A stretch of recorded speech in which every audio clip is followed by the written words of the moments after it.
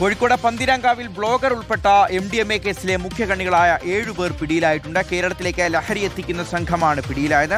മഹാരാഷ്ട്ര, ഗോവ ഉൾപ്പെടെയുള്ള സ്ഥലങ്ങളിൽ നിന്നാണ് പ്രതികളെ പിടികൂടിയിട്ടുള്ളത്. ഒരു സ്ത്രീയും അറസ്റ്റിലായവരിൽ ഉണ്ട്. വിപണിയിൽ 3 കോടിയോളം വില വരുന്ന ലഹരി മരുന്നാണ് ഇവരിൽ നിന്ന് പിടികൂടിയിട്ടുള്ളത്.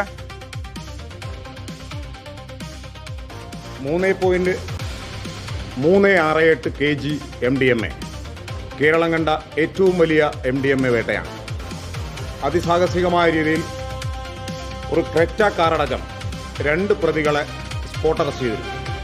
സ്പോട്ട് അറസ്റ്റ് 2 പ്രതി 27/4 മൂന്നാം പ്രതിയായ ഉമ്മർ ഫറൂഖിനെ, ഏറനാട് സ്വദേശിയാണ്, അയാളെ നമുക്ക് അറസ്റ്റ് ചെയ്യാൻ കഴിഞ്ഞു. 4ാം പ്രതിയായ ബിലാലിനെ മഹാരാഷ്ട്ര റെയിൽവേ സ്റ്റേഷനിൽ വെച്ച് ഞങ്ങളുടെ SIT അറസ്റ്റ് ചെയ്തു.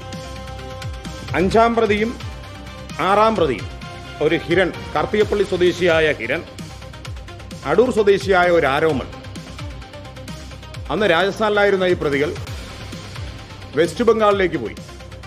അതിസാഹസികമായി ഞങ്ങളുടെ 3 ഉദ്യോഗസ്ഥർ അവിടെ എത്തി. അവരെ നമ്മൾ അവിടെ നിന്ന് അറസ്റ്റ് ചെയ്തു. 7ാം പ്രതി റംസിയെ തെങ്കാശി പോയിട്ടാണ് ഈ ടീം അറസ്റ്റ് ചെയ്യുന്നത്.